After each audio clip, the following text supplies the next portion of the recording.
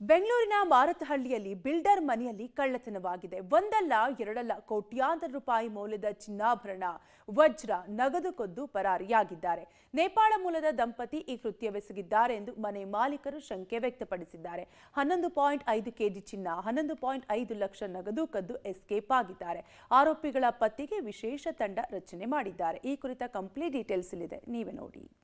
ಮಾರತಹಳ್ಳಿಯಲ್ಲಿ builder ಮನೆ ಕಳ್ಳತನ, ಚಿನ್ನ ವಜ್ರ ಸೇರಿ 18 ಕೋಟಿಯಷ್ಟು ಕಳ್ಳತನ. ನೇಪಾಳ ಮೂಲದ ದಂಪತಿಯಿಂದ ನಡೆದ ಕೃತ್ಯ. ಇತ್ತೀಚೆಗೆ ಬೆಂಗಳೂರಿನ ಕಳ್ಳತನ ಪ್ರಕರಣಗಳಲ್ಲಿ ನೇಪಾಳ ಮೂಲದ ಮನೆ ಕೆಲಸಗಾರರ ಪಾತ್ರವೇ ಹೆಚ್ಚಾಗಿದ್ದು, ಬೆಂಗಳೂರಿನ ಯಮಲೂರಿನಲ್ಲಿ ಉದ್ಯಮಿ ಶಿವಕುಮಾರ್ ಬಂಗಲೆಯನ್ನ ನೇಪಾಳ ದಂಪತಿಗಳು ಗುಡಿಸಿ ಗುಂಡಾಂತರ ಮಾಡಿದ್ದಾರೆ. ಉದ್ಯಮಿ ಫಾರಿನ್ ಟೂರ್ ಹೋಗಿದ್ರು.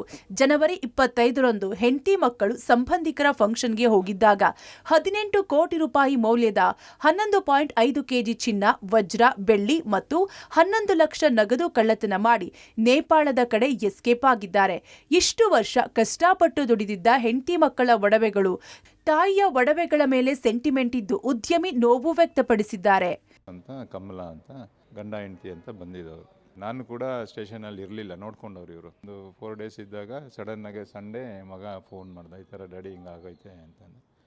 ಒಟ್ಟು 5 ಜನ ಬಂದಿದ್ದಾರೆ. ಎಲ್ಲ ಹೊಸದಾಗಿ ಪಾಪ ಇವರು ಒಡವೆಗಳು ಮಾಡಿಸ್ಕೊಂಡಿದ್ರು. ನಮ್ಮ ಮಿಸಸ್ಸನ್ನು 35 ವರ್ಷದಿಂದ ಕೂಡ ಹಾಕಿ ಅದನ್ನು ಮಾಡಿಸ್ಕೊಂಡು ಇಟ್ಕೊಂಡಿದ್ರು. ನಮ್ಮ ತಾಯಿದು ಒಂದು ಸ್ವಲ್ಪ ಇತ್ತು, ಅದನ್ನು ಆ ಸೆಂಟಿಮೆಂಟ್ಸೇ ನನಗೆ ನೋವಾಗ್ತಿರೋದು.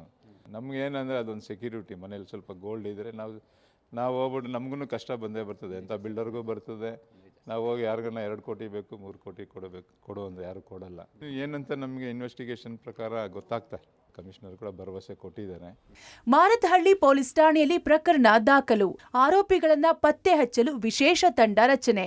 ಕಳೆದ 20 ದಿನಗಳ ಹಿಂದೆ ನೇಪಾಳ ಮೂಲದ ದಿನೇಶ್ ಮತ್ತು ಕಮಲಾ ದಂಪತಿ ಉದ್ಯಮಿ ಮನೆಯಲ್ಲಿ ಮನೆ ಕೆಲಸಕ್ಕೆ ಸೇರಿದ್ರು.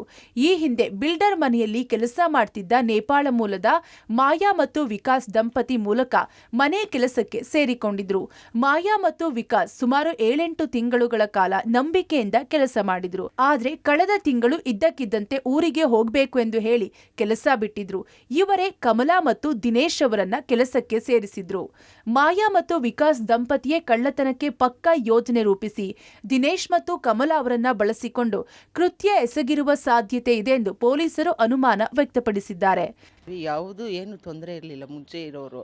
ಅವರು ನಾವು ಸಡನ್ ಆಗಿ 15 ದಿವಸದಿಂದ ಹೋಗ್ತೀವಿ ಅಂತ ಕೂತ್ಕೊಂಡ್ರು. ನೇಪಾಳಿಗೆ ಹೋಗ್ತೀವಿ, ಬೇರೆ ಯಾರನ್ನಾದ್ರೂ ನೋಡ್ಕೊಳ್ಳಿ ಅಂದರು. ನಾನು ಹೇಳಿದೆ, ಬೇರೆಯವ್ರು ಬರೋವರೆಗೂ ನೀವು ಮಾಡಿ, ನಾವು ಆಮೇಲೆ ಇಟ್ಕೊಳ್ತೀವಿ, ಆಮೇಲೆ ನೀವು ಕಳಿಸ್ತೀವಿ ಅಂತ.